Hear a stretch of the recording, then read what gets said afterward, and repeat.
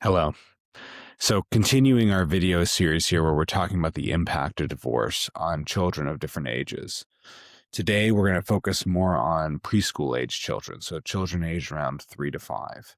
And like we talked about in the last video, with children aged 0 to 3, this is a very normal time where divorce happens in a family. Because of that, we want to focus on the things that can make this a more successful transition for the kids and for your family.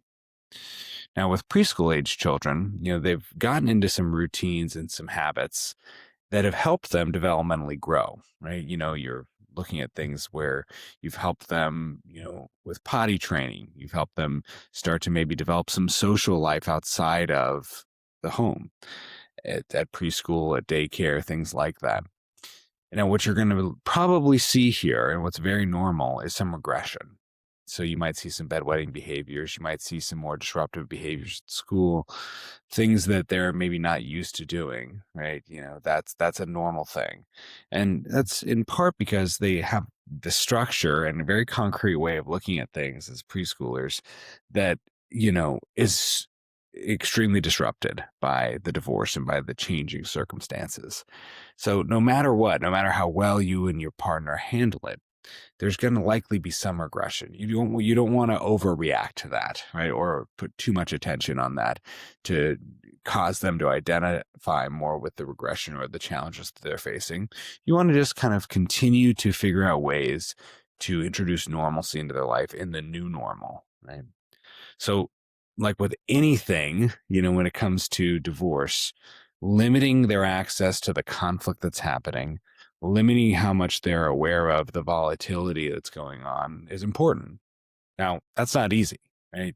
You and your partner are probably dealing with a lot of struggles. It's very difficult probably to communicate and work together collaboratively, but you still have the ability as one of their parents to be able to create an environment that is structured and routine and safe for them. So limiting their access to that conflict really, really helps. And continuing, routines that have been meaningful for them. If they're playing on the same soccer team, right? If they're seeing grandparents at the same regular, intervals, if they're doing the same summer camps, things like that, they're really stable for them. Allow them to get used to this massive change in their life. Now, like we talked about earlier, preschoolers are very concrete in their thinking, and they're also normally egocentric. And I don't mean that in a negative way or the way we think about that as an adult, but they think about everything through their lens. So it's easy for them to engage in some of this magical thinking, thinking that they're responsible in some sort of way for what happened with your family, or attributing some of their behaviors to what happened in the family. So reiterating to them that this is a choice that you and your partner are making that has nothing to do with them. That's very important.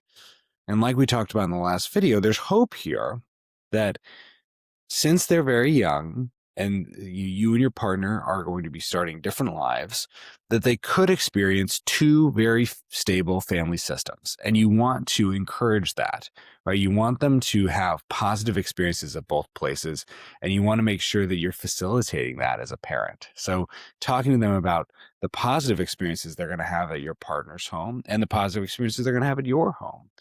That's really hard to do because you're going through a lot of emotional pain. Right. But it is super valuable to their development and growth, knowing that, okay, I have, two homes that I get to kind of grow up inside. And that's going to be a good thing, right? That can be a good thing, even though it maybe isn't what you chose. Right. This is not easy. And I want to encourage you to really think about how you can try to make this as positive for your young children as possible, because it is possible for this to be a good experience where they're able to grow up inside of two really safe, healthy environments. Now, if that's not the case, and if your partner is not going to be able to provide that stable, safe environment, what you can focus on is just your environment, making that very safe, consistent, and stable.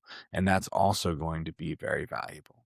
So some of the things we want to focus on: not making too much meaning out of the regressions that are going to happen in this time, and just continuing to provide stability, limiting their access to conflict or the drama that's happening with your partner, and creating a stable environment for them to continue to grow up in. Those are the things that are going to help your preschool age children really make this transition well. And like we've talked about with divorce, it's not just the moment of telling the kids. It's a dynamic process that affects them and you throughout your entire lives from here on out. So making sure you continue to make the choices that allow this to be a stable transition is the most important thing. Now, as we go forward, we're going to talk more about some of the other life stages where a person can experience divorce and how that impacts children. But if you're interested in more support around this, at Constellation Therapy, we have a specific workshop where we focus on what will we tell our kids, and we help both you and your partner figure out how you want to co-parent through this process in a way that's going to be most healthy for you and for the kids.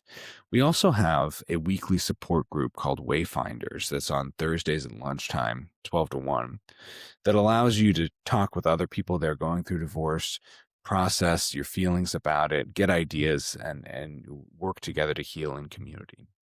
This is a super important moment in the family system, and handled well can lead to positive outcomes. Handled poorly, we know can also be really, really difficult. So we want to provide as much support as possible. Thank you so much for listening today. Like and subscribe for more of this content in the future. Thanks.